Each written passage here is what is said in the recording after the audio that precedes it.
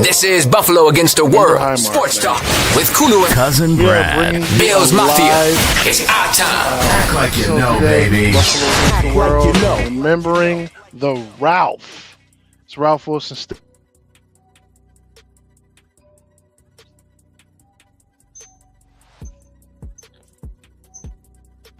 Cousin Brad, unmute yourself. Unmute yourself. Unmute yourself, cuz. Unmute yourself on StreamYard. I did. Here we go. There you go. All right, like I said, we are Buffalo Against the World. This is a live stream. I ain't did this in a while. Some technical difficulties, so it's kind of crazy out here. But we are remembering the Ralph today. And with me, I got my boy from his podcast. He do his thing on the other side of town. We got my boy D. D, welcome to the show. What's going on, Playboy? Cousin Brad, been a long time. It's been a minute. Been a minute. I don't see myself. I don't know what's going on. I don't see myself, but it's all good. It's all good. I see you. You're definitely green. I don't see myself, but hey, man, it's all good. It's all good. We doing what we do, But we are remembering the Ralph today. As y'all know, I got my '90s jersey on. Shout out to my man Butch Roll for throwing the '90s jersey up there. Shout out to him, man. Shout out to him. I see you playing his guitar on stream. He does his streams, and we wanted him on the show. We probably have him on the show Monday. We'll see how that goes. Very man, talented individual. Absolutely, one of a kind. Dr. Butch Roll, I should say, Dr. Roll. But yeah, D, man, shout out to you, bro. Welcome to the stream, man. How you been? I've been doing good. Embarking on this new journey of podcasting. And I've been having fun so far. That's what's up. That's what's up, man. So when is your show? Matter of fact, you here right now. When does your show go on? You usually go post game, correct? I usually go. Yeah, I do a pregame, post game. I go about half hour before the game start. This Sunday though, I'm gonna be on a little bit earlier, probably about 2 hours earlier. I got something planned for everybody that be watching. Got a little video package that I like doing sometimes. Oh, you got a video package. Last game. Yeah, it's the last game at the Ralph, a little special. So I got something that works for everybody. So just stay tuned for that. But this Sunday, I'll probably be on about 1:00 when the other unimportant game starts. Right. Why couldn't they give us like the Saturday game or something, man? They gave us the late 4:00 game. Everybody gonna be burnt out. Nobody cares. It's gonna be cold. Nobody care about being out there that late, man. Come on, man. That's the last game of Heimer. I could have gave us a nice little 1:00 game. Would have been fine. Like, what's going on with them, man?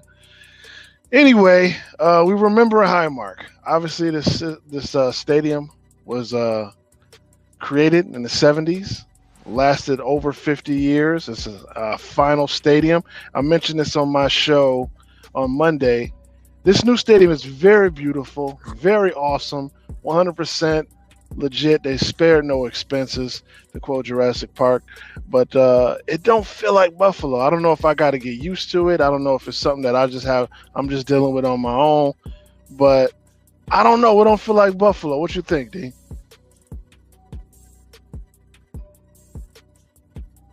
D, you still with me? I don't know. Okay, I don't know what happened with D, but it don't feel like Buffalo all the way. It don't feel like Buffalo all the way. I mean, there you go. I think you got to get used to it because it will have an identity of its own. Mm-hmm. It will be something that Bills fans for generations to come to call home. You know what I mean? Right. It's gonna be way different from the Ralph now. Oh, definitely. You know what I mean? Because the snow.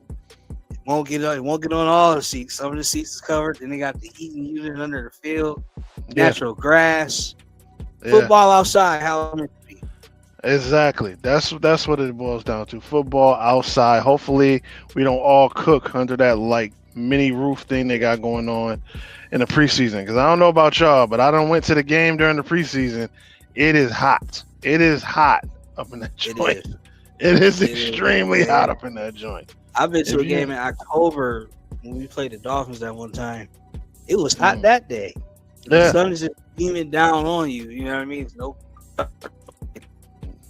That'll No, be a little man. different once you get into the new house. Okay, all right. So we here. Remember Highmark. Do you remember the first time you went to Highmark Stadium? The first time you went.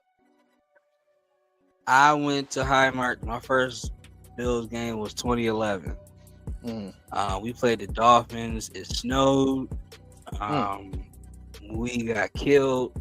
That's back when Reggie Bush played for Miami. And I remember. Oh yeah.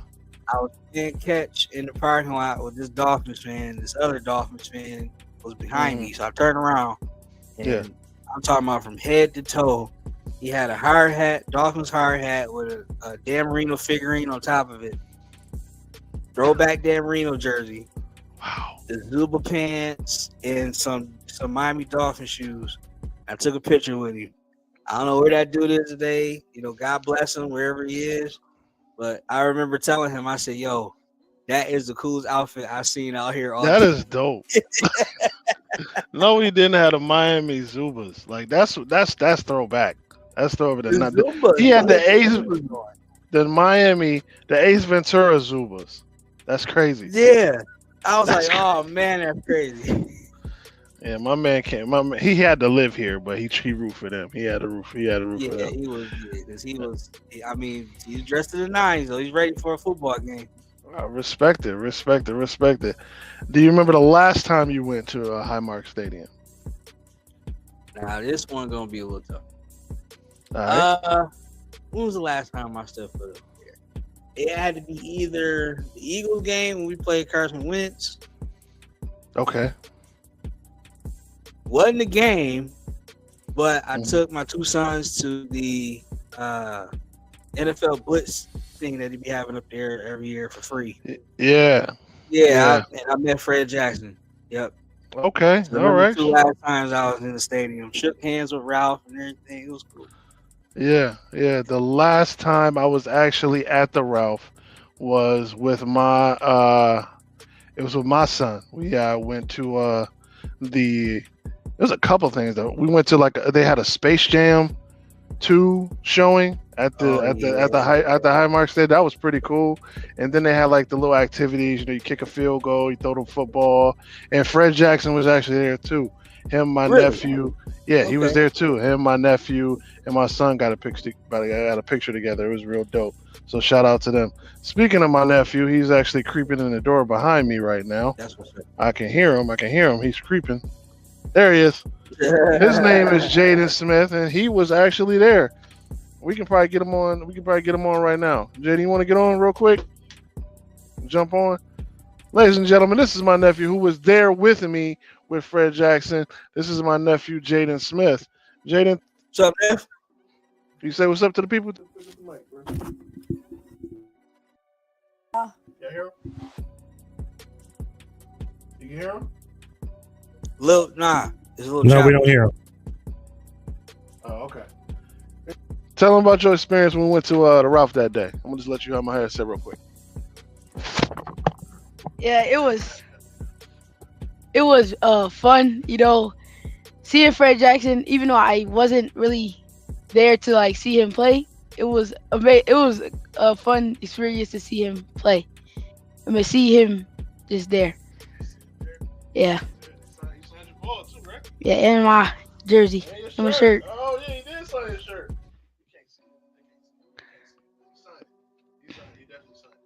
That's dope. And you played at Highmark Stadium, right? Yeah. Okay. Tell them about the time you played at Highmark Stadium. So it was a championship game, and it was just fun. I don't know how to like really express it. Yeah, but I scored. Scored. How many yards did you get that day? I had like 100, I think. But I don't really get the ball because I play quarterback. So. Oh, okay. Oh, so you was talking, you throwing the pill around. Okay, ain't nothing wrong with that. That's the most important position on the field. There you go. Huh? He said that's the quarterback is the most important position on the field. What are you gonna miss about Highmark Stadium? Just, I don't really know. I don't really know. Any other memories you want to discuss? Nope. Okay. All right, man. Well, thanks for coming on my stream. I'll take my headset back now. That was my nephew Jaden, y'all. That was my nephew Jaden. Future Buffalo Bill. Future Bill. Absolutely, that's the future right there. Kid's got a cannon. He's left-handed. Dude can sling it. He can sling it out there. It's in the bloodline. Dude can sling it. Anyway, but yeah, he was with me when I met Fred Jackson, and he signed an autograph for my son, signed a football for my nephew, and that was really cool. Went in the locker room and walked around. I don't think that's their real locker room. I think that's the fake locker room. They just put stuff in there. That's not their real locker room, because like I look at the post-game speeches, and that ain't where it look like. It don't look like that in there. You think it's like a little pop-up locker room? Yeah, like I don't know if that's the ref locker room. They just put stuff in there to make it look like that. That's not the real locker room. Like, come on, man. Well, it might be. It might be. It might be. It is some renovating up there. What Bill's Drive over there? It did, but like when I was in there, I'm like, this can't fit no whole football team in here. Like plus trainers and dudes stretching out and all this. Like, come on, man, you can't fit the whole football team in here. Like, you can't do it. You can't do it. But hey, it might be. I don't know. It's possible. Anything's possible. Okay. Now, me and Koo were talking about our favorite moments at Highmark Stadium. The first time I went to Highmark Stadium, it was, I believe it was 1997. It was 1997. It was my first game ever. I think it was a Seahawks. We played the Seahawks. That's when the Seahawks were still in the AFC. Remember that? Oh, you forget. A long time. Yeah, they were in the AFC. You're confused with people. Wait a minute. They like, wait, the Seahawks in the AFC? Yeah. Yeah. The Seahawks were in the AFC. That's how long ago it was. But the Bills won. It was one of those games where like, yeah, they won. They're supposed to win because they're the Bills and everything's cool. But the last time I was there was what I mentioned. Now let's talk about the moments. Talk about the moments we missed. Excuse me. Words, Brad. Words, cousin Brad. Words. Anyway, the moments that we had at Highmark, our favorite moments. Can you name one of your favorite moments at Highmark Stadium, D? I had a lot of them. I remember watching McKinley play Riverside there. Mm-hmm. And it was a Saturday afternoon. There was only about 20 people in the stands on one side. Wow. Which is the camera side usually when they broadcast the game. Yeah. There was 20 people there. Yeah. But it was Riverside McKinley at the Ralph. That was cool. I was there when we gave Andy Dalton a standing ovation in a preseason game. Okay. I thought that was dope. Yeah. And then he ended up loving Buffalo after that. There is one particular moment that I do have, though. All right, go ahead. I watched the Eagles fan volunteer to get power bombed through the table. Now, respect Philly fans. People think that the table jump. Some people might think, outsiders looking in, the table jumping thing is a little ridiculous. But when you're there in person, the amount of force it takes to break a table is astounding. Yeah, it's not easy. Dude, what? It's not easy at all. It's not easy at all. They think it's like WWE, like you're just supposed to break on impact. Oh no! No, it doesn't break in half on just natural contact. It doesn't do that. You have to obliterate that table. Yeah, all the ones y'all see on the internet, all the ones y'all see like on y'all internet and social media, that table's been jumped on about 5 or 7 times before that last person. Just give you a heads up. Yeah, you never break it on the first try. Never. You can never do it. Just giving you a heads up. I know it looks cool. Like, oh man, this guy's crazy. Nah, it was about 5 dudes before that. Go ahead. This dude from Philly had his friend who was a Bills fan.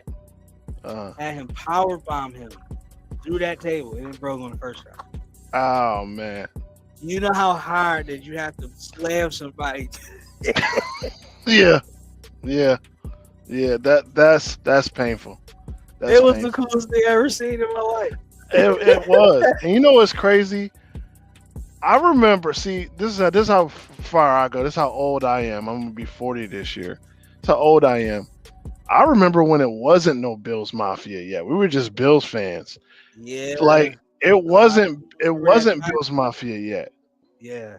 I remember that. I remember it wasn't Bills Mafia yet. It wasn't no table breaking. It was just a bunch of Bills fans out there. We were just, they would cook, they would tailgate. Tailgating was always there. But I remember when they first started talking about the Bills Mafia and they first started jumping through tables, I was like, man, that's not really what we do. And then you walk through the parking lot. Yeah, okay, that's fair. That's fair. It caught on. It caught that's on fair. like wildfire. Yeah. And the first time we was actually working together. I don't know if you remember this. Because no, you probably don't. You probably don't remember this because we weren't working. No, we weren't working together at the time. So I was working at Capital Management at the time. And we would listen to the Jim Rome show. Oh yeah, That's how far it goes back. It used to come on. Yeah, it used to come on 5:50 in the afternoon. We would listen to it. And he called out the Bills Mafia. And I'm like, why does he keep saying that? Why he keep saying that? Who is that? Bruh, when I tell you the emails he received from that thing, the Bills Mafia talking about, oh, this and that, he had to apologize the very next show. I think I remember him apologizing to Bills Mafia, but I didn't know why he was apologizing. Yeah, that's what I'm saying. I don't know what he did, but believe it or not, that is not the first time that somebody has called out Bills Mafia before, because it goes further than that. I don't know if you remember this. You remember the show? Well, now, obviously the show, but do you remember when Inside the NFL was still good? Oh, yeah. Oh, I'm talking about with Len Dawson. The HBO version. Yeah, Chris Collinsworth was on the show. I forgot about that. He was. He definitely was on the show, and he always used to talk.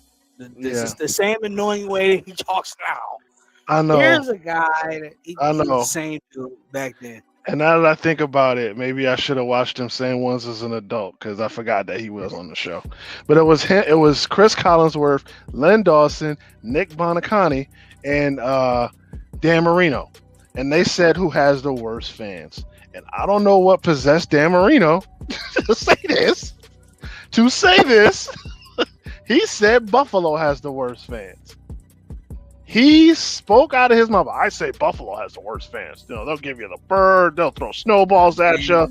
They'll say this. Better to do that. Damn. Now, I don't know if they knew what they was doing, but I remember going to that game that same week, and they played that clip inside the stadium. Oh, you already know. You already know the people that work for the Bills. They petty. Oh my I don't know where God. they get them from, but they definitely got some petty in their system. The loudest amount of boos in that stadium that day, it was so bad. I remember the next week watching it because the Bills won. Every time the Bills won, I would watch it because I want to see the highlights. Right. And I remember before Inside NFL, come on, they had a disclaimer saying we apologize to the fans of Buffalo. And I'm just like, wow. And this is on the internet. Because that part I don't remember. I don't remember that part. That was when I don't remember the disclaimer part. I do remember Dan Marino saying that, but I don't remember the disclaimer part the next time we did. That was the next time, because that's when the internet was in its infancy stage. Like the internet was still using dial-up, and they would have the website at the end of the show. And I guess some people shared the website and they was emailing in. Oh, that's back when you can just when they had that one little address right there, and then you would just go and flood it. Yep. And then it would be all over. Yeah. That's how far it goes back to the Bills Mafia. This is before Twitter. This is before Facebook. This is before Instagram. This was AOL Instant Messenger. That's how far it goes back. And that's just a microcosm of how everybody feels about the Bills. Like even me, I'm now doing a Bills-based podcast. Mm-hmm. Yeah. Before I was just a fanatic. Yeah. You know what I'm saying? It's like it's instilled in us. It's in our blood, man. Like a lot of people wonder why we are Bills fans. They won a Super Bowl or whatever. But it's hard to explain to somebody that's not from here. You know, it's ingrained in us. It You is. know what I mean? It's our It is. Sunday. Every Sunday. It is, and it was. I don't know if you're young enough to remember the Super Bowl years. Are you young enough to remember that or no? I had Super Bowl 27 on tape. Okay, so no. Okay, so no, because I was in pre-K, and I didn't understand at the time. I had my brother used to torment me with that Super Bowl tape. Now Michael Jackson did do the halftime show. So that was Yes, that was where I was going with it. That was where I was going to. that was cool. That was where I was going to. So okay, so I'm just to give you. We're gonna go take a trip back to the '90s when they used to wear these jerseys. When they wore these. So mind you, hey, I'm about 4 years old. I'm in pre-kindergarten. Okay, and I didn't know much about football. All I know is that the Bills always won. They never lost. Okay, they never lost. In my eyes, in my 4-year-old mind, they never lost. Okay, my mother, who she always said I never bring her up on the stream. I'm bringing her up now. My mother let me watch. We stayed up. We watched Michael Jackson's. It was the Dangerous tour, Tour of 1994. And when he pops out of the stage and he stands there for like 5 minutes and doesn't move.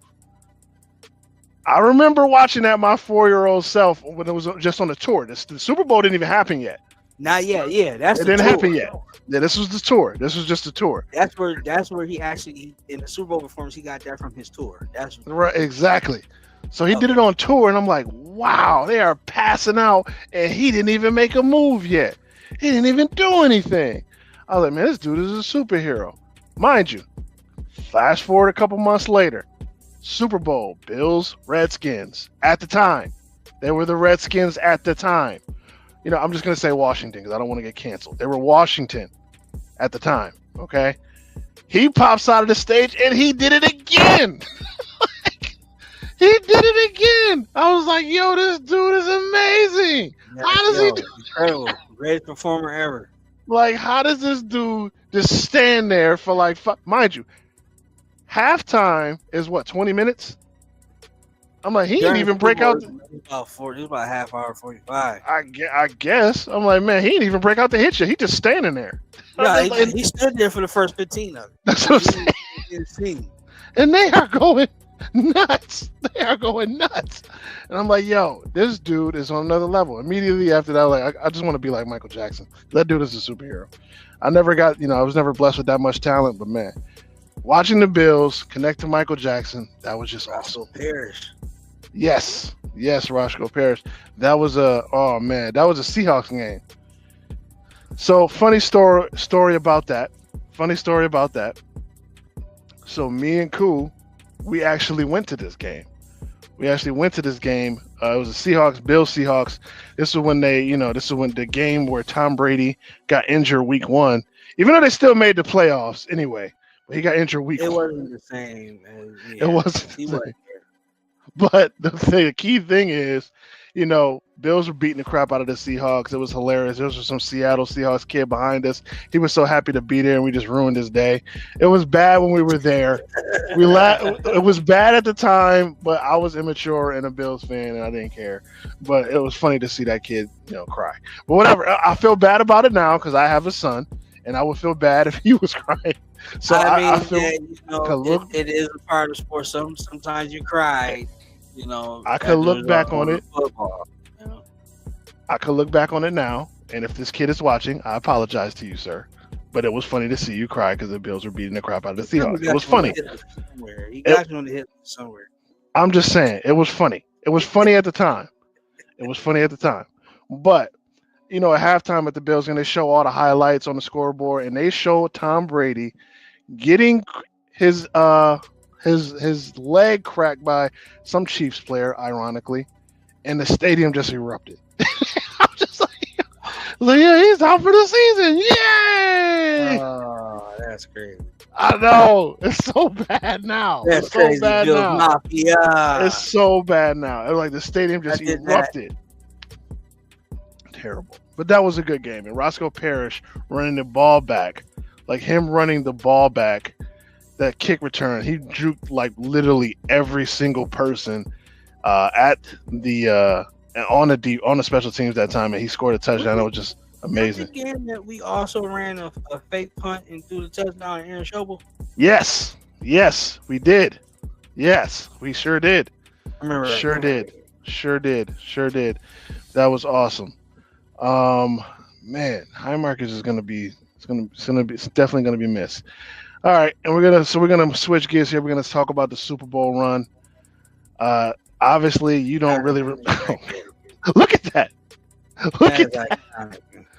Is that gonna happen Sunday? Is that gonna happen? Are people gonna take the scoreboard? Like, come on, man. That's I don't know nuts. if they're gonna be able to do that, but Yeah. because this is back when when the stadium had 80,000 people in it. I mean, what can the cops do at that point? Like, Nothing. look at that. There's Look absolutely at that. stand there and watch. That's a war zone right there. Like, what can you do? I would want, like, look at the guy. Look at the guy on the crossbar. The guy on the crossbar. He's been telling that story ever since. Yo, He's for been real. telling that story ever since. He probably got a piece of the goalpost too. That's what I was gonna say. They all had to get a piece of that goalpost. They all had to get a piece of that. Look at that. Look at that. Look at that. This one dude My just man, hanging on for He is dear life. hanging off a dear life. Like, yo, He hey, fell or bro, something. I don't know what's going on. catch me, bro. And then just a sea of people. It's like a mosh pit. That's crazy. That's crazy how bad that was. Beautiful. You know what's crazy? Beautiful. So now flip this. The first Monday night game at it was called Ralph Wilson Stadium at the time. Oh no, it wasn't. It was called Rich Stadium at the time. They interview Howard Cosell. Now, rest in peace, Howard Cosell, legend. So many iconic calls. So many iconic moments in sports that he covered. But it's on YouTube. You can look it up on YouTube. They asked him if he liked the new stadium. This is when it was first grand opening. He looked at the reporter and said, "No, I don't like it." I'm just like, wow, Howard. He at least he was direct. He let you know what was on his mind. I can respect that. That's sad. That But that had to be. he straight up just said, "Nah, I don't." No, really. I don't like it. They offered this man wings. They was bringing that champagne. They was doing everything because Howard Cosell was here. Howard Cosell was calling the game. You got to go all out. He said, "No, I don't like the stadium." It's like, oh, dude, crushing blow. OJ ran wild that night. He did, and we won that game. So shout out to them. They won the game. But yeah, we're talking about the Super Bowl run now. Obviously, 1990s. That wasn't the greatest comeback, if I'm not mistaken. That was the 51-3 game, correct? One of the Yeah, most there it is. NFC Championship game of all time. Yeah, this wasn't even fair. Shout out to the Raiders. Shout out to Howie Long, and shout out to a whole bunch of players in the league now. Bo dads. Jackson was on that team. He was on that team, and I was going to bring this up because this is a funny fact that I found out this morning, and I'm going to ask you this question, and I'm going to ask our viewers this question too. But before we even go to that, though, this game was just unfair. It was just unfair to watch the Buffalo Bills versus the L.A. Raiders at the time. They would have been Oakland. They were the L.A. Raiders at the time. Art Shell, they said they were ready for this defense. I mean, they said they were ready for the K-gun offense. They were planning all week, and they don't plan on Buffalo scoring a point. Who were they wrong? Oh my They lord! were super wrong. Super from the get go. From the get go, it was out of hand. Now, D, you probably too young again. You don't remember this, but from the videos that you watched, you probably watched this game. What did you notice about the K-gun offense back then? Obviously the rules were a little different back then, but what did you notice that the K-gun offense had that this offense doesn't have right now, besides the Hall of Fame wide receivers and tight ends and offensive line? Go. I want to say, there's a stark difference between the two offenses. Nah. I would say the difference is, back then you had Ted Marshall Broda, and now you got Joe Brady. So the difference is right there to me. You still got the quarterback. I feel like Josh is on the level with Jim Kelly. You know, he ain't got to Super Bowl yet. He may be even better than Jim Kelly. I think he is. I got to be honest. And I met Jim too. Jim is a nice dude. I don't know if he there yet though. I don't know. 4 straight Super Bowls, bro. Yeah. I mean, you can't argue with that. But man, Josh is a different beast. But this started the Super Bowl run, and I remember so much of how electric everything was back in the 90s. Because I mean, obviously you lived through the drought era, but in the 90s, everything was Buffalo Bills. Everything was Buffalo Bills. Like everything. My parents, they probably still they used to come out with sweatshirts of the Super Bowls. And I'm not even talking about the authentic ones that they gave people. I'm talking about the bootleg joints that they got from their coworkers. Yeah. I remember my parents having all of them, the sweatshirts. My parents they got at least one of them. Somewhere in their archive. They got at least one of those sweatshirts. When you could get Bills tickets for Bells and Super Duper. Yes, I do remember that. And tops. Yep. I remember that. I do remember that. So kind of aging myself right there. Yeah. Yeah. Because Bells and Super Duper, everybody probably was like, where? Where is that? Huh? I remember when you could get footballs from the Bills at Wilson Farms. Oh, he threw it back further. Oh my God. I don't know who is in charge of what, but I need Wilson Farms back like yesterday. Yeah. That was special. I need Wilson Farms back. But to get back on topic here, 4 straight Super Bowl games, and we couldn't pull it off. And it was just sadder and sadder as we watched it. I mean, the first Cowboys game, we actually had a shot. The first Cowboys game, we had a shot. We were doing good. They just made adjustments and beat us in the second half. And the second Cowboys game, I mean, let's be real. I mean, there was no chance we were going to win that game at all. The Washington game, I just think that the spotlight got too big for them, and they couldn't do anything. They couldn't do anything at all with the Redskins and that the Hogs that they had on offensive line. Mark Rippon was their quarterback. Like they just couldn't do anything. But I mean, these dudes right here that we're showing on the screen, the Mount Rushmore of Buffalo Bills. Obviously, we're talking about the great Thurman Thomas, the legend Machine Gun Kelly, the always Mr. Over the Middle Andre Reed, and the GOAT himself, the scariest man ever to put on pads, Bruce Smith. Bad things, man. Bad things. He could probably still play. Like that dude is terrifying. I think so. Bruce ready to hit somebody. He like ready to hit somebody right now, man. For real. He's taking that picture. He ready to tackle somebody. For real. And I remember how cool it was to see him in Little Giants. Like, that was so dope. Yeah, that was such a dope, awesome scene to see him. First, he busts a football, and then he flexes like this. And I know them kids peed in their pants because that's terrifying. And look at these dudes. That's a scary dude. All gold jackets. Even though it took Andre Reed the longest to get in there. I don't know why. It took Andre so long. Like, what's with receivers that it just takes them forever to get into the hall? Like, come on, man. Well, Andre Reed should have been in. In Andre Reed's case, it's just some receivers just get overlooked. I mean, facts. They just get overlooked. Andre Reed was definitely one of the best, at least top 10 wide receivers in that era. Okay. Now, I don't know if you watch Mounds and all that, but Andre Reed was that dude. He was. And I know you watched the show. I know you watched the podcast, and you probably know where I'm about to go. you probably know exactly where I'm about to go. Eric Moles. Yes, the greatest Buffalo Bill wide receiver ever, Mr. I think that's a stretch. How is that a stretch? Explain, because you were in the comments. How is that a stretch? Because Eric Moles, okay, he had, when he first got here, he started with Kelly. That was Kelly's last year. He didn't get in that much. He didn't get in that much.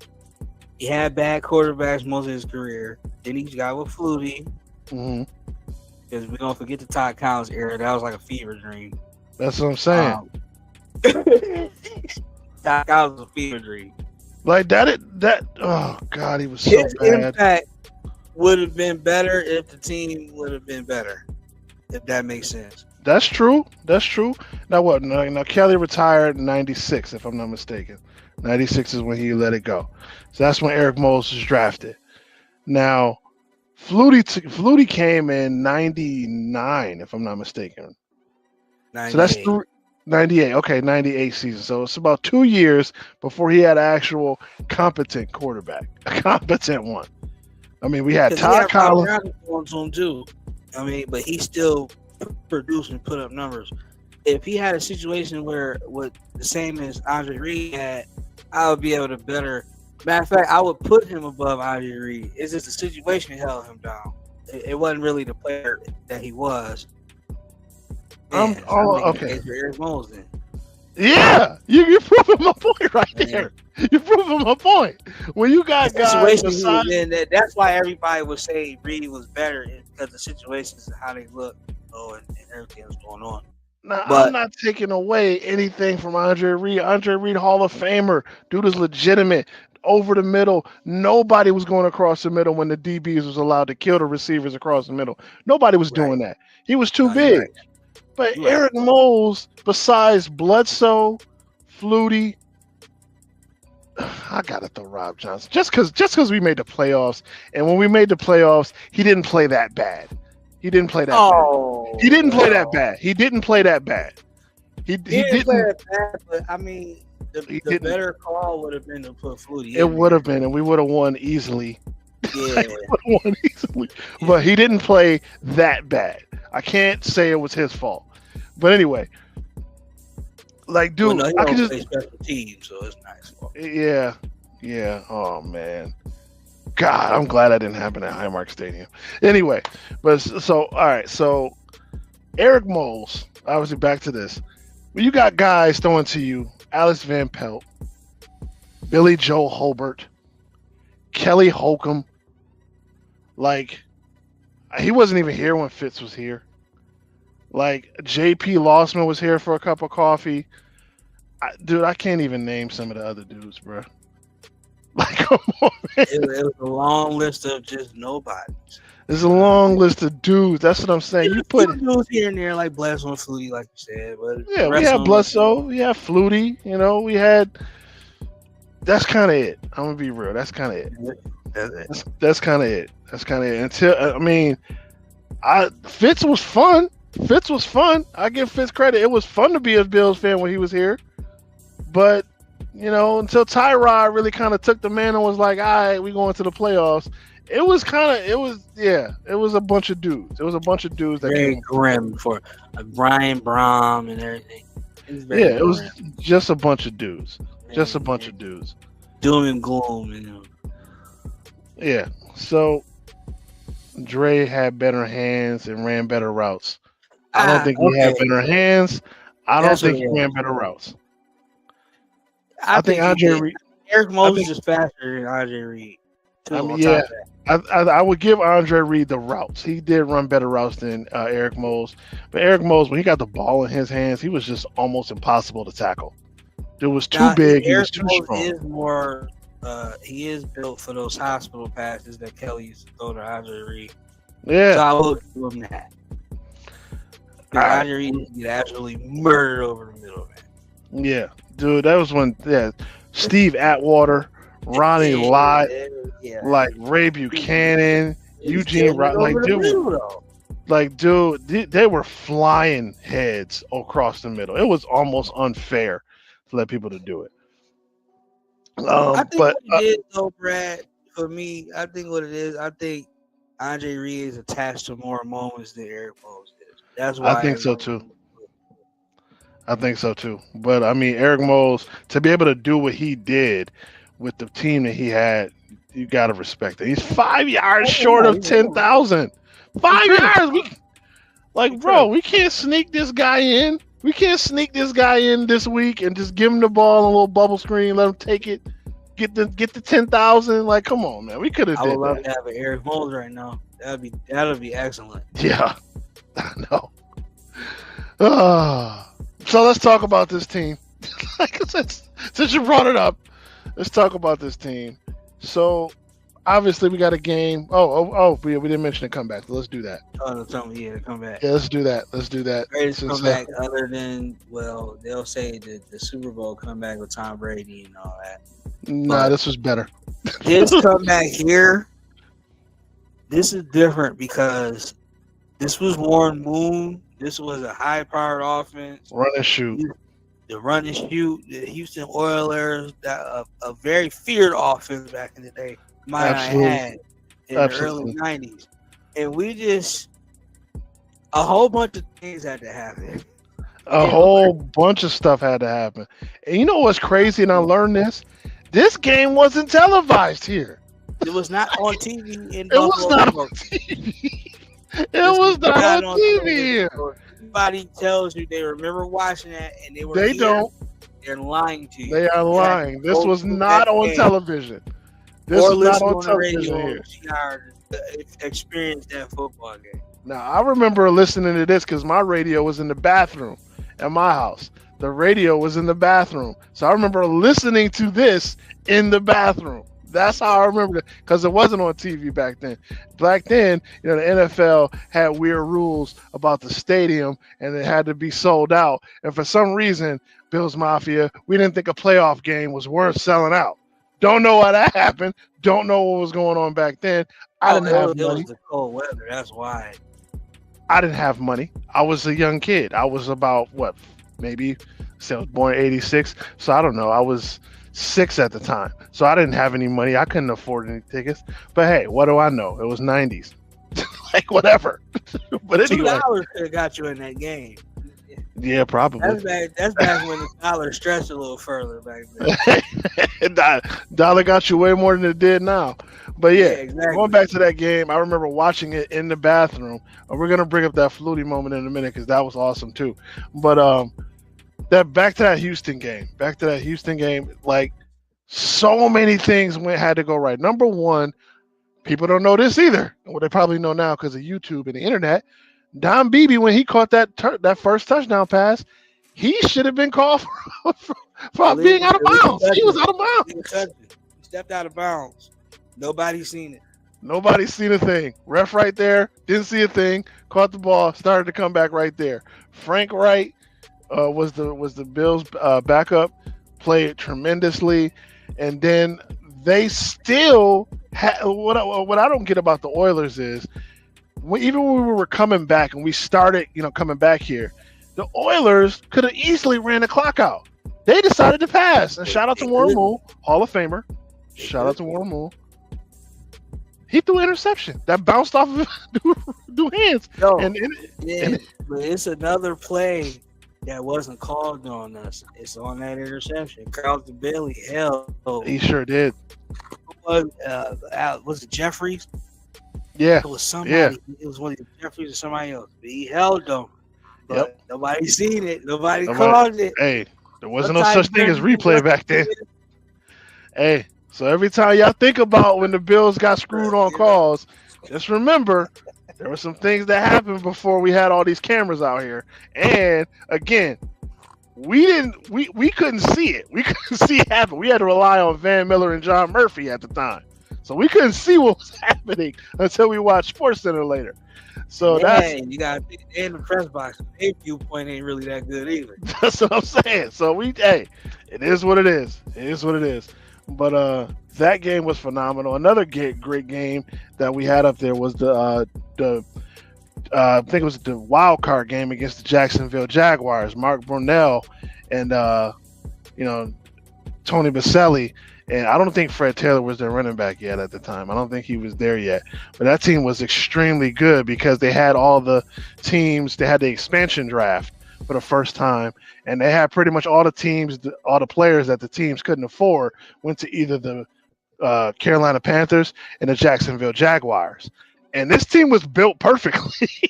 It was built Yeah, perfectly. Jacksonville got built quick as ever, man. I never seen nothing like it. Jimmy Smith, Keenan McCardell, like Mark Brunell, Tony Baselli, they had squad on that team. Like this was not a regular expansion team. This was the team. That game right there, that's the game where Flutie hit that bootleg and won the game on a touchdown. Exactly. Now the only reason why that happened, if you go back and watch YouTube, Thurman Thomas, veteran Hall of Famer, ran the wrong way when the play was called. He was supposed to run to the left. He ran to the right. Flutie says something I can't say on this podcast. Right. I said, I'm going to take it myself, basically. And he took it in, ran for the end zone, ran into the touchdown, and everybody went crazy. And that was the game where Flutie Mania was born. And I remember Flutie Flakes. I remember when my mom came home with a box of those. They were flying off the shelves after that game. I just want y'all to know that. Because Jacksonville was undefeated. They was undefeated. That game. They were 6-0. Yep. And we was like 3-3. Yep. We were bad. Because Flutie came when we lost the Colts game before this. We played the Colts where Rob Johnson got hurt. And again, for the second time this season, and Flutie came in. We almost came back, but he lost. But then we played the Jaguars. We won. But I don't know. I don't know how to tell you about these things. 90s kids. A very young Peyton Manning. It was. Remember him? Remember when he used to do picks all the time? All these legends and Hall of Famers that overlap in this whole Highmark Stadium era is crazy. Crazy. You know? Peyton Manning had his first rushing touchdown in Highmark Stadium on us. Highmark Stadium. Peyton Manning. Yes, Peyton Manning ran for a touchdown. Yeah, that was not thrown, ran. That was tragic. But I don't know, 90s kids, if you're watching, Flutie Flakes were better than Frosted Flakes. Not because we like Fluties. No. It's because they tasted better. They literally made Flutie Flakes better than Frosted Flakes. I don't know what they put in. I don't know if it was more love that General Mills put into the Flutie Flakes. But they were phenomenal. They were actually good. They were a good cereal. The exact same thing as Frosted Flakes, but they taste better than Frosted Flakes. For real. My challenge is the millennials. To the new kids out here, Gen Z kids. If y'all watching, go buy Frosted Flakes. Then go to your corner store and buy what is it? Flakes that are frosted from your corner store. It ain't even got a tiger, got like a lion or something on it. And just buy coated flakes and try them both. That was the difference. That was the difference. All right. Couple of now we talked about the great times at Highmark Stadium. What is some of the worst times at Highmark Stadium? We can get to top 100 all best. Who is the GOAT at the Ralph? Oof, we're gonna get the.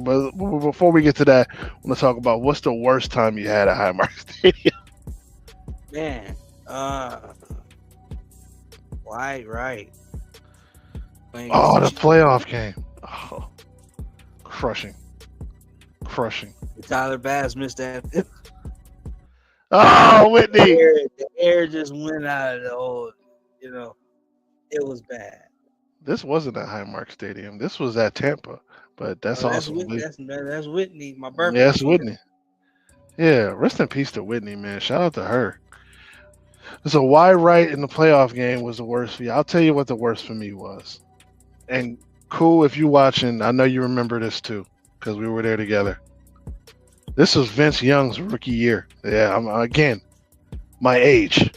Remember Vince Young? Remember him? Yeah. This is his rookie year. And all we had to do was beat the Titans, get our first playoff win first playoff appearance in a long time. And all we had to do was beat the Titans. Robert Royal.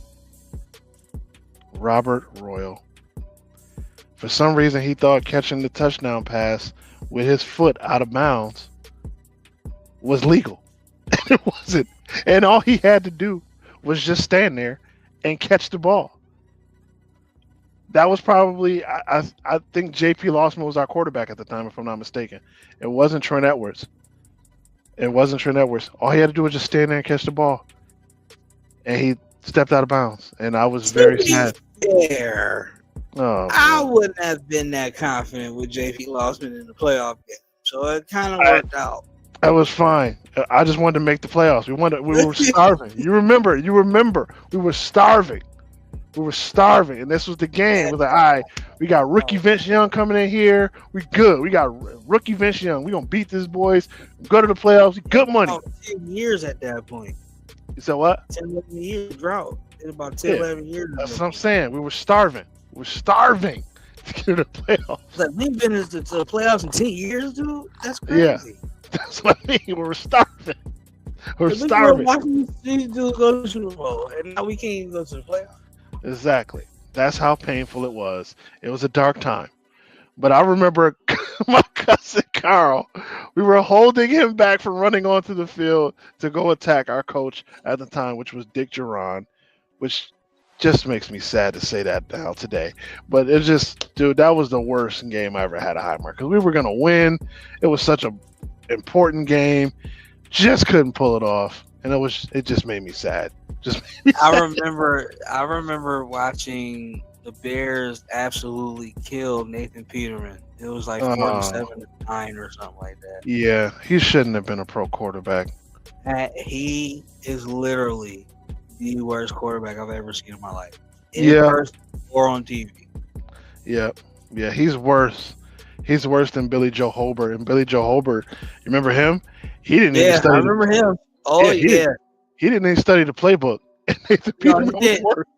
And Nathan Peterman does. That's what the problem is here, folks. That's what makes it bad. Billy Joe Holbert didn't study the playbook. And he played in the game and played better than Nathan Peterman, who studied the playbook. Never seen anybody like that. I've never seen anybody that terrible. Oh God, that's sad. That's sad. All right, so we're gonna switch gears to get out of the depressing times because there were a lot of depressing times. So who was the GOAT at Highmark Stadium? We're gonna put the banner up in 1 second here. Who was the GOAT at Highmark Stadium? We got the top 100, but we don't have time to do 100 players. We don't have time for that. So we're gonna go top 10. Who was the top 10 GOATs at Highmark Stadium? Okay. Do you want to start us off at number 10? Yeah, I'm gonna go number 10. Yeah, because this has to be an exclusive list. Okay. Yeah. Number 10, I'm gonna go Marshawn Lynch. Ooh. Hey, number 10. Explain Marshawn Lynch to me. I mean, he was great. He had a great career. Should be in the Hall of Fame coming up soon. I mean, dude, I love Marshawn Lynch. Dude, beast mode. I mean, people didn't really realize who he was till he got to Seattle, but we knew who he was. But explain why you put him in top 10. Beast mode was born here. Yeah. I don't know if y'all remember that game we played Cincinnati. Yes. He closed that game out by himself. Yeah, he did. He did. And he threw a touchdown pass. For beast mode. Yeah, to Robert Royal. See, he kept his feet in bounds that day. He knew how to do it that time.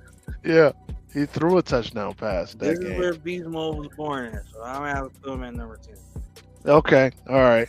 I loved Marshawn Lynch. I loved everything about Marshawn Lynch. He was so awesome when he was here. Part of that was because I was really pissed with Willis McGahee when he left. I was really pissed because he really badmouthed this team. And bro, here's why. Here's why I was pissed. Because number one, and I know you about to get on me because y'all got lucky last night. Whatever. Guess my team just forgot how to block, for their quarterback yesterday. But I was actually felt defense. You know what? Whatever.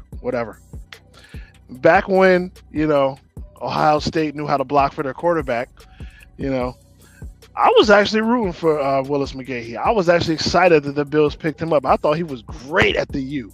He was awesome. I thought he was awesome at the U. And I was so happy that the Bills drafted him with the second round pick. and he badmouthed us when he went to the Ravens. It's like, dude, really? Really? And then we got Marshawn Lynch, and he was just awesome. And that game that you mentioned, he was. That's usually right. That's where Beast Mode was born. And I remember the comic book that they drew in the stadium. They would play it when he got the ball. That was dope. That was dope. Okay, so yeah, you're gonna give him top. That's top tonight. That's cool. Number 9. Oh man. Number 9. I am going to go. I gotta go Eric Moles. I gotta go Eric Moles here, man. I gotta put him at number 9. It's because the top 10, the top 5 is gonna be incredibly hard. But I gotta put Eric Moles at number 9 because I gotta put him in the top 10. Because dude, when he played, he was showing out. He was showing out at Highmark Stadium. He would show out other places. Oh, don't worry. We're gonna get to higher than that. But yeah, Eric Moles is on number 9. He was awesome at Highmark. So many touchdowns, so many plays, so many catches. Ran his first kick return here at Highmark Stadium. So I got to put Eric Moles at number 9. All right, go with number 8. Well, my man here, I call him Mr. Dedication. Always gave 130% every time he got on the field. Number 95 from Louisiana State University. Yeah. God, I miss Kyle Williams. Oh, That was man. Kyle used to love Kyle Williams, man. Kyle Williams, yeah. Perfect representation of Buffalo. Blue collar, work behind off. Yeah. Don't care. Just don't care. Yeah. They drafted him in what? Who was drafted in the 6th round? 6 rounds out of. He went to LSU, right? Yeah, LSU, right? LSU. Yep. Yes, sir. Dude, straight always up showed up. Never complained. Lunch pail, dude. Came on the field, was undersized, was little for a defensive tackle. He wasn't little. It was little for a defensive tackle. That was the main. That was everybody's knock on Kyle Williams. He played bigger than what he was. He sure did. He should, and I was gonna put him higher in this list, but yeah, I'm glad you put him at number 8 because he was awesome. Shout out to Kyle. We need Kyle Williams. I miss Kyle Williams. I miss Williams. I miss him too. Yeah. All right, number 7. Now we're about to get deep. Now we're about to go deep. We're about to go deep here. I gotta go with number 7, the number 7 himself, Doug Flutie. Yeah. Doug Flutie, man. Yo, I gotta go. Doug Flutie is number 7, man. Doug Flutie, Mr. Number 7, coming from Canada. My man won back-to-back Grey Cups, coming right across the border. We gave him a revitalize of his career because they did him dirty. They did him dirty in New England, of all places. And they really ran him out the league. And he just went to Canada and just balled out. And then we brought him back, and we really want to revitalize his career. So I got to go with Mr. Number 7 as Highmark GOAT. Definitely Doug Flutie. All right, 6 is on you. Number 6. Now, this may be controversial to some. Oh boy. Can I take a stab at this one? Can I take a stab at this one? Huh? Sure. Huh? Okay. Is this Mr. Juice himself? Yeah. Oh, okay. Okay, go ahead. Used to call him Fast. Now we just call him Freddie. Juice got to be top 5. Stop playing. Oh, okay. All right, go Number ahead. 6 is Fred Jackson to me. Fred Jackson. Yeah, dude was coming out of Cole College. And it's crazy. I remember his first game he played against the Saints and he ran that touchdown. I'm like, okay, he's making the team. He's making a team. Making a team. That dude's making a team. So yeah, and Fred Jackson put along. Go ahead. Strong as an ox. Yeah. I personally shook his hand. Took my arm off. Yeah. Dude was, and he's still built. He still can play too. Strong as an ox, dude. Yeah, but Fred Jackson, that's my guy right there. Okay. All right. So I'll take a stab at number 5. Wink, wink, nudge, nudge. Huh? Okay. All right. But it's definitely got to be O.J. Simpson. O.J. Simpson is number 5 on this list because, dude, he was the juice, man. He was the juice. The electric. I see how the list is shaping out. Yeah. He was the juice, man. He was the juice. O.J. There he is. O.J. Simpson. like the Juice, Mr. Hall of Famer, Mr. Nordberg, and that's the only thing. He was in Roots. He was in Naked Gun movies. O.J. Simpson is a great, phenomenal player on the field. Very talented actor. And you can Google some stuff and some stuff will come up. And we're just going to ignore the rest of that stuff. But he was great. And fun fact, he was going to be the Terminator in Terminator 2. But he had a scheduling conflict to shoot. Yeah, he got a scheduling. Yeah. Could So you imagine that? now, looking back, it's kind of like a,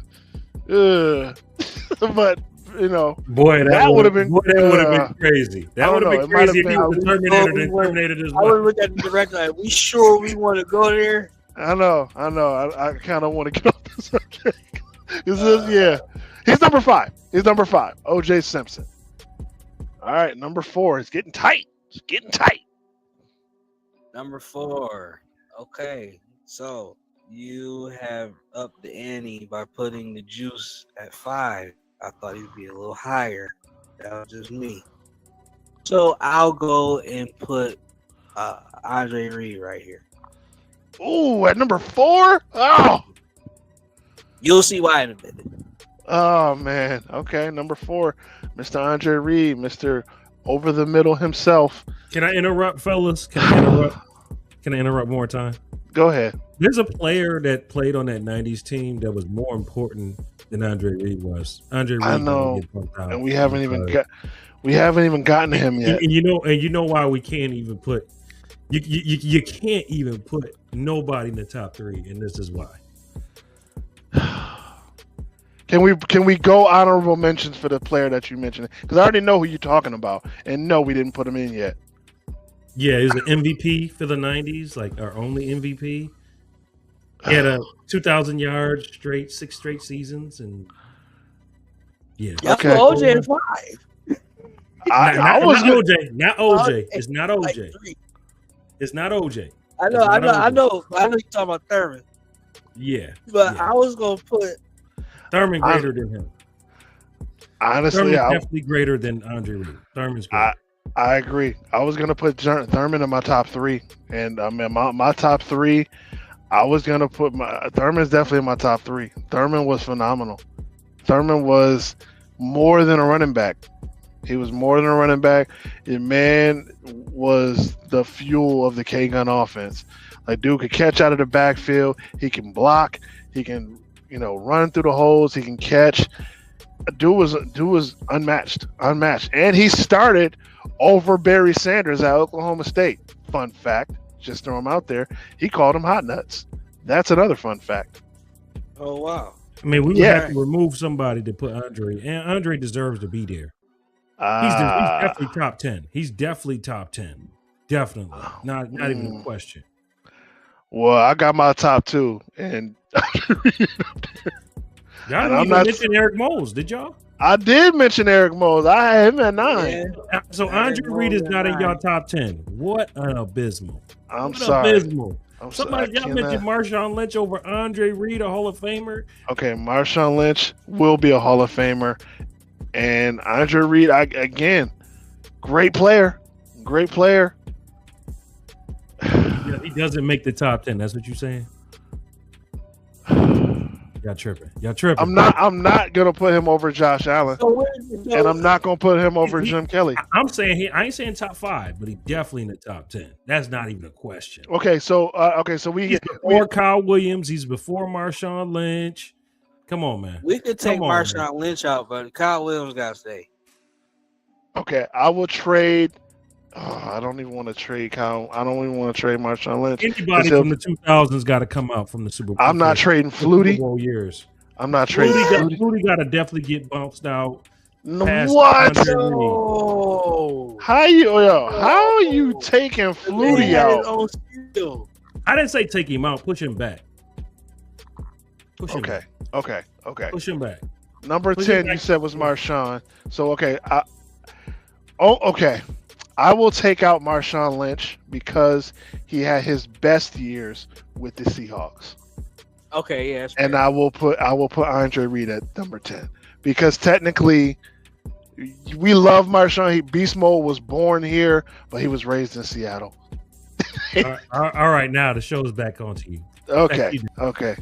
Okay. Thank you for interrupting out of nowhere. We just disrespect Andre Reed. So we didn't disrespect him because he's him and the curls and There's a lot of players that come through. I know. You know. I mean, we leaving out a lot of dudes, man. We leaving out a lot of dudes. We didn't mention Stevie Johnson.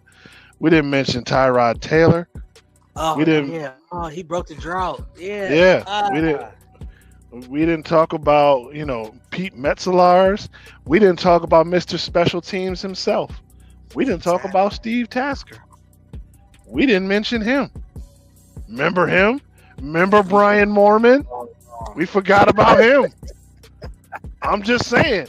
We left a lot of dudes out. It's a lot of dudes that, even during the drought era, man, they hold Just a saying. special place in high mark Yeah. history. That's what I mean. Remember Mario Williams? We forgot about him. He was great. Oh yeah. Remember T.O.? Forgot about him. I mean, we can't really count T.O. But that was fun when he was here. Every 1 year. That was fun when he was here. Remember London Fletcher? We can't really forget about him. He was great. Like, Man. Oh, God. But yeah, none of them dudes are going in my top 3. no. I'm sorry. That's an honorable mention list. Yeah, honorable mentions. Ryan Fitzpatrick was fun at the Ralph. Oh man, there's so many dudes I can go. You know what? It's crazy we didn't even mention this dude, LaShawn McCoy. Shady. Another. Oh yeah. Dang, we didn't even mention him. Shout out to him. My Shout out to bad. him. Oh Lord. I mean, we got to. Yeah. First of all the '90s dudes can't make it because they'll I know. fly our That's- top 10. I know. It's You gotta pick a few of them. Jay Reamersma. Remember him? Joe DeLama Lore. We didn't even mention him. Billy Shaw. We didn't mention nobody. We didn't mention Ken Hall. Ken Hall. Yeah, another one. Ken Hall. Cornelius Bennett. Daryl Talley. Tally. Okay. Top 3. Sorry, top 3. They Odom. Yeah, we're gonna start reflecting on our bills here. But that's what our Top 3. Here's the top 3. There's the top 3 right there. Josh Allen, Jim Kelly, and the greatest Bill of all time, Mr. Bad Things himself, Bruce Smith. Those dudes put on for Highmark Stadium, Rich Stadium, New Era Field, Ralph Wilson, whatever you want to call it. Those dudes put on. And I believe that this new stadium is the stadium that Josh built. I will say that. He built this new stadium on his back. And if he wins the Super Bowl, Like Babe Ruth. whoo, he wins the Super Bowl. Now let me ask you this. Go ahead. I want to ask you a question. Would you be satisfied with not having a home game or having a send off that you want to have in the playoffs if we to win the Super Bowl? I think I can answer that for you. I think that's a yes. Yeah, I think you'd be don't very care how we get satisfied. there. I don't care how we get there. I will take a Super Bowl all day. I don't care how we get there. I don't care if we win on a coin flip. I will take a Super Bowl. That would be poetic justice, to be honest with you. So I will That take would a be Super poetic. Bowl. I will take a Super Bowl, and this is definitely the house that Josh built, and his name is probably going to go up in the rafters. This dude needs to win a Super Bowl, man. I do not want him to be Dan Marino. I don't want him to be Dan Marino. I don't want him to be Allen Iverson. You know what I mean? I don't want him to be Charles Barkley or Reggie Miller. Be Jim Kelly. Jim Kelly. I don't want that. Dude deserves You better. definitely don't want him to be. He's too. To me, he's talented to not. win the Yeah. Super Bowl, you know. Yeah, I don't want it to get, he's up in his age at 50. and he have like a Shooter McGavin moment in Happy Gilmore, where there's some young kid coming up like, yeah, here's my Super Bowl ring. Here's my Super Bowl ring. Like, oh, Josh, where's yours? Like, ha, ha, ha. He's a funny guy. He didn't have one. I don't want that to happen. I don't want that to happen. Man. He needs a Super Bowl ring. He needs to win one. He needs to win one. And I just, man, I see it happen in this season. I really do. I do not see any team. Cut out. So what? Oh, can you hear me now? Still can't hear you. Can you hear me now? Huh? I hear both of you guys. You're both good. Oh, okay. Cool, you hear him? Yep, I hear both of y'all. Y'all can keep talking. I hear Okay. both of y'all. All right. What I'm saying is, I think that I this can't hear team. Neither one of y'all. Oh, dude, you gotta hit refresh or something. Gotta hit refresh. But I think this team is built to. I mean, yeah, the wide receivers, bunch of dudes we probably don't even know. I mean, it's a bunch of guys. Khalil Shakir would be a number 3 on a lot of teams. Tyrell Shavers probably wouldn't even be in a rotation on another team. Brandon Cooks, veteran guy, was the number 1 at some point. Dude still got some left in the tank. Keon Coleman, I have no idea what happened to him. I don't know if it's something going on off the field, but this team, I think nobody wants to play this team in the playoffs, and I just can't wait for that to happen. I don't know if D said anything. Can hear you. I can hear you, so go ahead. D, can you hear me? D, why don't you go out and come back in? I think he's frozen. He might be frozen. It's all good. But Bills fans, we loved Highmark. We love Highmark Stadium. We loved everything about this building. That so much history there. I really hope they do it justice. I know they're probably going to turn a lot of it into a parking lot, but I really hope they do some type of. It would be nice for them to do like sort of a memorial for all the players, all the coaches, all the games, some type of museum or something there to just remember the good times at Highmark Stadium, like they did at over at Johnny B. Wiley. Some type of sports complex would be nice, even though they might turn a lot of it into a parking lot. But that would be nice. Cool. I know you've been listening. You've been behind the scenes. Do you want to go over any memories you have? I think y'all covered all of them. I think y'all definitely covered greatest comeback ever. Y'all covered the goalpost game, the Roscoe Parrish game that we was at, the Flutie Magic game, the 1990 Super AFC Championship. I mean, I do got a question though. Yeah. What's your 1, 2, 3 right here? Who's your 1, 2, 3? Bruce is number 1, and Josh is number 2. Jim Kelly's number 3. I'm sorry. I know you love the 90s, and I know you love the red helmets. I know you D's back. But yeah, I know you love the 90s, and I know y'all love the red helmets. But to me, Bruce is definitely number 1, and Josh Allen is number 2. He's ahead of Kelly. I cannot put Jim Kelly over Josh Allen simply based off of Josh Allen. To me, is better than Jim Kelly. He's better than Jim Kelly to me. Yeah, I 100% agree with you. I definitely would go the same. Some people, because Bruce Smith got us to 4 consecutive Super Bowls, he still has the edge. Josh Allen hasn't won an AFC championship yet. So some would argue, is he greater than Jim Kelly? I mean, greater player. I mean, I see how you see things, though. You see things based on, ability and, scoring and things like that, because that's how we go with Eric Moulds and Andre Reed. But to me, greater is your accomplishments. What more have you accomplished? Bringing you to the pinnacle, to a Super Bowl, that's a whole nother level of greatness to me. Right.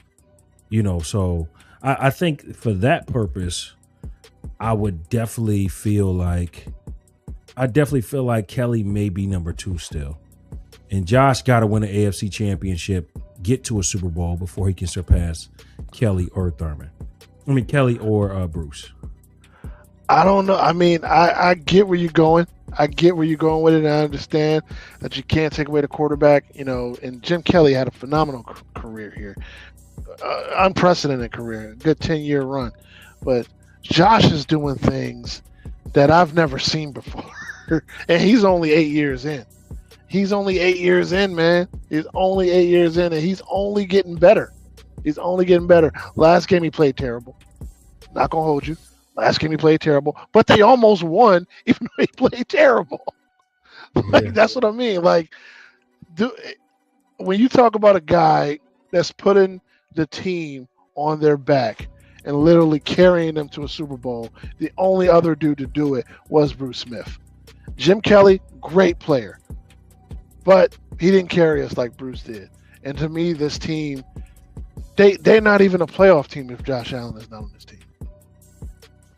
James Cook can't do it. This defense. So D, you back? Can you hear us? Yeah, I can hear y'all now. I don't know what happened. Oh, okay. All right. So No. D, we want your opinion. 1, 2, 3. Who's your 1, 2, 3, and why?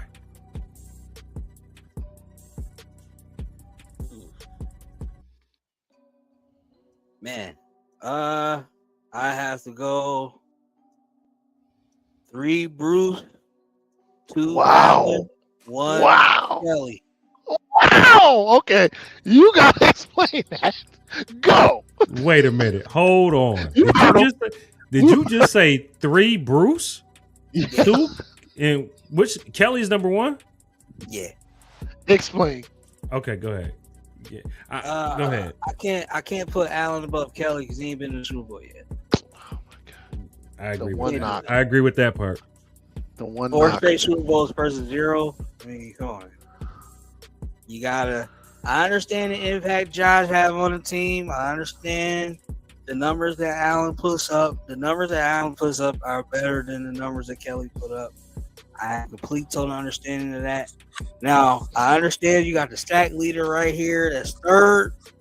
He's third by default because you can't put him over Kelly. Yes, you can. Kelly. Dude, he was Machine the Gun most Kelly. important player of that era. If you don't have Kelly, are you going to some 4 straight Super Bowl with just Bruce Smith? Probably not. If you don't have Bruce Smith, you ain't going to the Super Bowl either. Are you sure?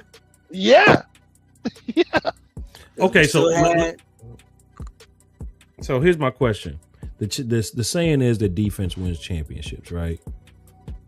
Bruce Smith is probably the greatest defensive end. Not even probably. He is the greatest defensive end of all time. Some people will say Reggie White. Or now they throw in what's my man's name? Watt, JJ Watt. Come on, man. He's not even in the same I mean, category. They throw him out there.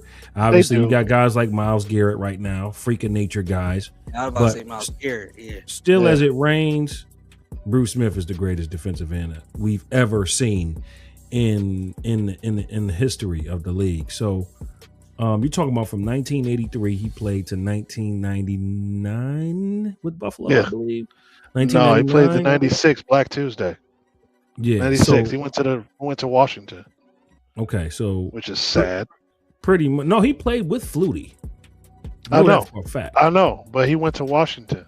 Yeah. So he was like a 10 plus sack guy every year. I mean, playing in the 3-4. Yeah. I mean, you like 3-4 guys, defensive ends face double teams every play. Pretty much. I mean, this dude was a freak. Yeah. I really can't say Jimbo's not there. Jimbo's my number 2.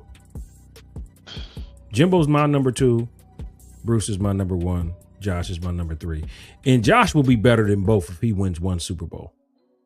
Period. But that's Period. not fair. Period. If he gets to 1 Super Bowl, he's better than both of them. If he gets to Wow. a Super Bowl and play spectacular and lose, he's already better than Kelly. I'm not gonna lie. If he wins a Super Bowl, besides Bruce Smith, Thurman Thomas, and Andre Reed and Jim Kelly, I feel like the rest of the '90s teams is gonna get erased. And I feel bad saying that. I feel feel bad saying that. I feel like if he wins the Super Bowl, the '90s team, besides Bruce Smith, Andre Reed, Thurman Thomas, and Jim, you gonna forget about the rest of the dudes.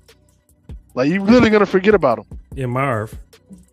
Oh yeah, and Marv. Yeah, and Marv. He's a coach. He's a coach. But you know what? You know what would be funny? If the Bills win the Super Bowl with this team, who do you remember from this team besides Josh Allen James Cook, and James Definitely Cook? James Cook. Them two. Christian Benford, Joey Bosa. Nah, you're not remembering them dudes. I'm remembering Christian Benford. He was top 5. Joey Bosa, only for the simple fact that everybody said that wouldn't work out, and then he It wouldn't did. be here when you really need him. It's Yeah, actually he been did. working out.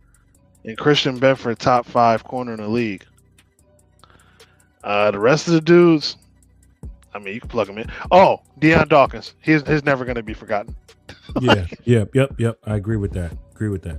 Yeah, Deion Dawkins ain't never going to be forgotten. The many injuries of Dalton Kincaid. Yeah, healthy him is so needed right now. Those three. Right there. Those three. I ain't even gonna remember McDermott. Nah, he'll never forget. He'll never be forgotten. The only coach to win a Super Bowl here, he'll never be forgotten. We won't be able to him, Brandon Bean. We won't be able to forget neither one of them. Yeah, and those dudes will never pay for drinks ever. Ever. Those dudes will be solidified. Terry Pagula, like those dudes are gonna become super. Like they can do crime and nobody would care. Like, Yeah, they wouldn't care. Well, he did win us a Super Bowl. yeah, you're good. You're good. Move along. Move along. Wink, wink. OJ Simpson. See, if you would have just won a Super Bowl, rest in peace. Just saying. Just saying. Just saying. All right. So obviously we're sitting the starters this week. I do have a trivia question before we get up out of here. It's been an hour and 20 minutes, man. We going way over time, and those people are probably started watching this. But I got a trivia question for both of y'all, real quick, and let me see if y'all can answer this question. I just found this out today. Excuse me. Question is, and I'm cool. You can answer too. Which NFL head coach right now? NFL head coach right now has more rushing yards than Bo Jackson. He's a current NFL head coach. Take time to think about it. He ain't Harbaugh, is it? Could be. Cool. What you think? Bo Jackson. More rushing yards than Bo Jackson. More career rushing yards? Career rushing yards than Bo Jackson. Oh, Jim Harbaugh. Damn, he knew that. Yeah, Jim Harbaugh. Yeah, he knew that. He knew that. Jim Harbaugh. Because Harbaugh used to run his behind off all the time. Yeah, I mean, it was Bo Jim Jackson Harbaugh. was only good for like, he only had 2 real good seasons. So I know, but people forget that. People forget that he had more rushing yards than Bo Jackson, which just to me is insane. But then when I think about it, like that kind of makes sense. Do y'all know how many yards he got him by? how many? 5. Yeah, it's not that much. 5 yards more than Bo Jackson. His whole It's like career. Barely got more. It If, barely. you, if y'all don't know who that is the Chargers. Play head Bo coach. Jackson right now, so we could just erase all of that. Let him get a little 6-yard run, and then we can sit him down again. Oh man, Bo was awesome. That He don't was- sound right. You tell somebody that. Jim Harbaugh. I know. Than Bo Jackson. I know. He didn't even believe it. When I watched it, I was like, oh, wow, me? That's crazy. And then his brother didn't believe it. Yeah, it was crazy. A lot of people want to say, like, D'Amico Ryan, like, yo, dude, he played defense. What? Right. Yeah. Nico Man, Ryan. Yeah, you had to really break it down. And Mike McDaniel was a wide receiver, and he didn't even play. He was a ball boy. Weird. Look, you think that dude was a wide receiver? Like, come on. He was a wide receiver at Yale. He was a wide receiver at Yale. I didn't say he was good. I just said he played at Yale. He was a wide receiver. Just saying. He was a wide receiver at Yale. All right, that will do it for this live stream. Thank y'all for watching, man. Enjoy the games this weekend. You know, we appreciate you guys joining us. We will see y'all Monday for the conclusion of the final game at Highmark Stadium. They should bring these jerseys back because these jerseys were sick, but they did bring back the red helmets. Looking forward to seeing those. We did get the report that they were they were arresting Josh Allen, which is good. They should have arrested him in the Cleveland Browns game, but nobody wants to listen to Cousin Brad unless it benefits the team. But whatever. So for D, thank you for my brother for joining us today, man. We appreciate you coming on. And also catch D's podcast. He goes pregame and postgame on for the Bills. D, you want to plug your show? Go right ahead. Yeah, catch me on Sunday. I'll be out here on 1 o'clock doing the pregame. I got a little video I want to show y'all. All right. Highmark is close to everybody's heart, so I want to make this a little special episode. All right. I'll also be there for the postgame, win or lose, because that's how we always do. And we will send Highmark off in Bills Mafia fashion. So catch me. Tell me you gonna jump through a table? No, I won't jump through a table. I don't have one available next to me. And if I did, I don't want to break my back. So. I don't either. And I'm so jealous. Like, I see all these videos on the internet of like they have their newborn kid and they like, all right, I baptize you, and they put him through a little paper test. I'm like, why didn't I think of that when my son was born? That is so cool that they do that. I know. I didn't even think of doing that. And me and my son was because he was born a day before the Bills-Browns Thursday night game where Josh Norman went off on us. And I remember sitting in the hospital watching that with my newborn son. And I'm like, I didn't think of doing that. Hey, my 6-year-old was born the day before we beat Miami down there. When Allen, it was 37-20, I think. Yeah. And Allen hit smoke up the sideline. He threw like a rocket. Oh, and yeah. I was in there and I yelled, and the nurse was like, "You gotta be quiet." They don't know how hard that is. They don't know how hard that is to, bro. That is almost impossible. Okay, before we go, and I know y'all tired of watching. I'm sorry, but I worked at Spectrum, and try watching a Bills game when you're actually taking calls from customers. It's almost impossible. It's almost impossible. I can't do it. I cannot do it. Hold on for a second, man. That's a flag. Yo, I can't do it. It's extremely challenging. I see why I don't work there anymore. I don't know how you concentrated on your job doing that, man. Just saying. But all right, for D, for Cool, I'm Cousin Brad. We will see y'all Monday after the Bills take care of the junior varsity Jets on Sunday. Peace easy, live life, go Bills, to Highmark. This is Buffalo Against the World Sports Talk with Kulu and Cousin Brad. Bills Mafia. It's our time. Act like you know, baby. Act like you know.